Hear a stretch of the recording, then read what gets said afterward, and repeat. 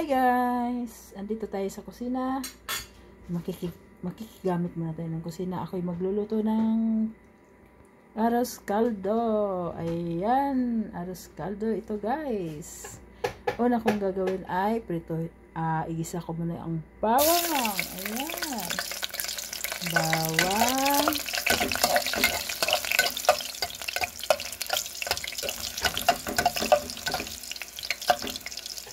Kailangan magiging brown na naman siya.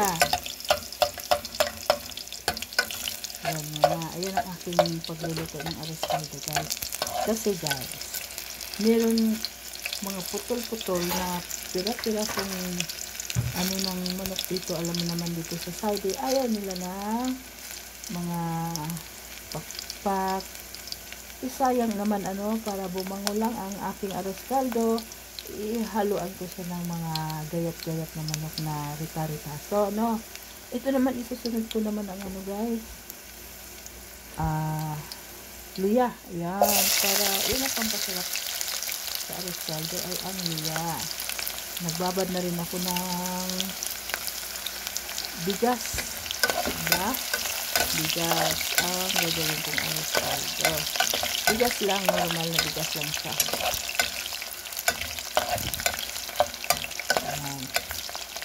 I-brownin muna natin ang luya. Medyo malagkit-lagkit na siyang gisa-gisahin ng luya. Isunod ko naman ngayon ang sibuyas. Ayan guys, sibuyas. Dapat kasabayan ng heat at ano ba yan? Bawang, yung sibuyas na yan. Ikaso, inuna ko yung luya. Ayan, inuna ko siyang gisahin ang luya para kasi ang sibuyas, saglit lang yan. Ngayon, sunod ko naman ngayon ang rita-ritasong manok. Pagpasensya niyo po sana guys, dahil hindi tayo pwedeng kumuha ng lulutuin ng namin. Ito lang. Kasi itatapon na niya yan. Pinulot ko lang sa basurahan niya. Ayan guys. Pagkasisan niya yan. Yan lang talaga. Gusto lang kumain ng arroz caldo. Ayan. Sarap na arroz caldo yan guys. Nagbabad ako ng bigas. Nagbabad ko na yung bigas. Bigasan ko na para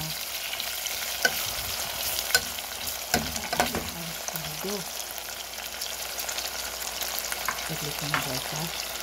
Maraming ko yung bigas.